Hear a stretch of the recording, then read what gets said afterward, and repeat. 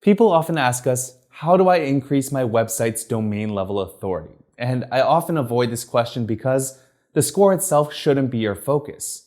What you should focus on is what causes that score to rise, and that's high quality backlinks from authoritative websites. So today we're going to talk about the 3 core factors that'll improve your website's link authority in a meaningful way. Stay tuned. So if you're new to the concept of website authority, it's actually a made-up metric from SEO tool companies. Now, whether you call it domain rating, domain authority, website authority, or whatever, they all serve the same general purpose.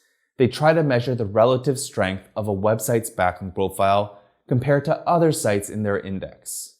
Now, while some tools claim that their website authority metric can predict a website's ranking potential, I take that with a grain of salt. Yes, I think SEOs generally agree that website authority does play somewhat of a factor in rankings.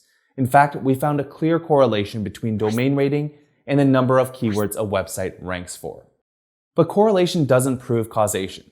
Google ranks pages and not websites, so having a goal to improve domain rating is too broad and could actually make you lose focus from your true goal, which is to rank in Google and get more organic traffic. So by putting the focus at the website level instead of the page level, it's like painting your whole house just to make your bathroom look good. It might work to a certain extent, but 90% of your efforts actually have no effect on the end goal. Now, the things that cause an increase in your website's authority can help you rank higher in Google. And it all comes down to the main thing responsible for calculating this metric, and that's links.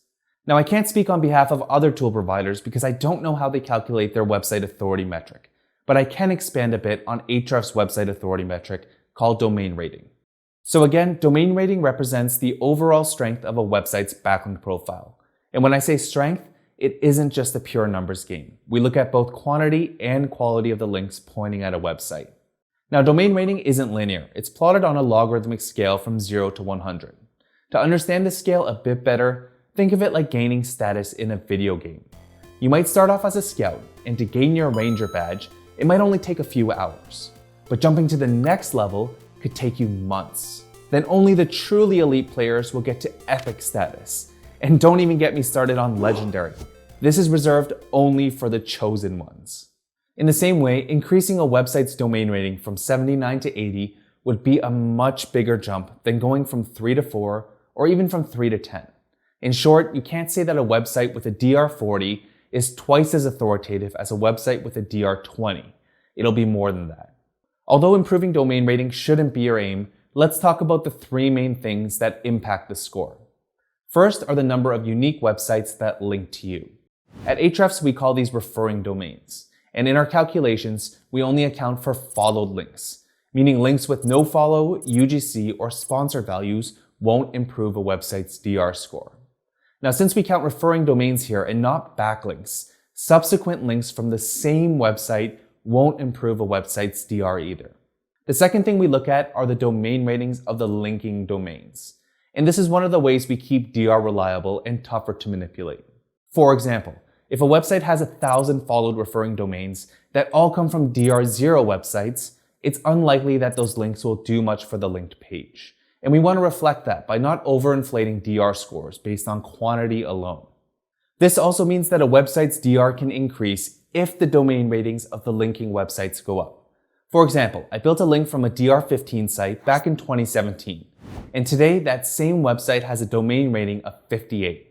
The moral of the story is not to judge a website by its DR alone.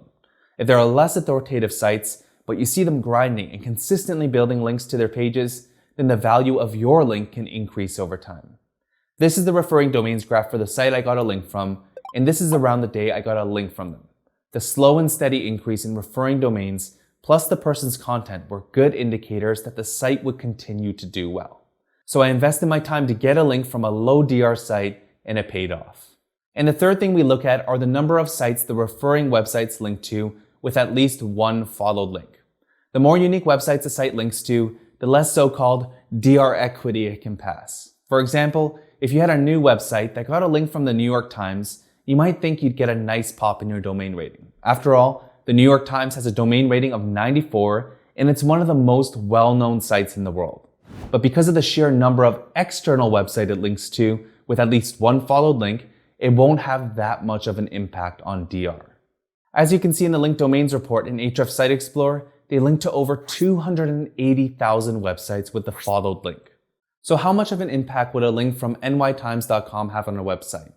Well, it depends. But to give you a better picture, this website only has one link in total, and it's from the New York Times, and it has a DR score of just 2. And remember, DR runs on a logarithmic scale, so if you had a DR 70 site, that link may not visibly impact your domain rating. Now let's compare that to a site like IMDb, which has a DR of 93. According to the linked domains report in Site Explorer, they only link out to around 5,000 websites with a followed link. Now, if we look at this domain, which has just a single referring domain from IMDb and no other websites, you'll see the website has a DR score of 34.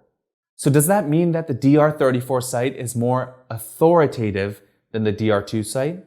Or that a link from IMDb is better than one from the New York Times?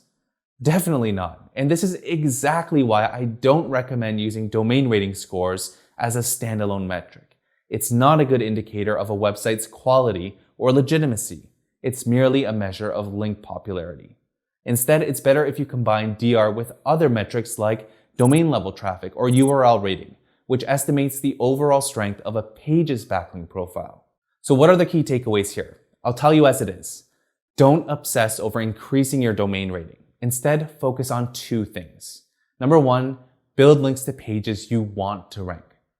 Again, Google ranks pages and not websites. And if you want to rank your pages for popular or competitive topics, you're going to need links. In fact, we found that the number of referring domains to a page is the strongest correlating backlink factor as far as rankings are concerned. So rather than building them to every page across your site, focus on the ones you care about most. And number 2, try to get links from authoritative and high quality websites.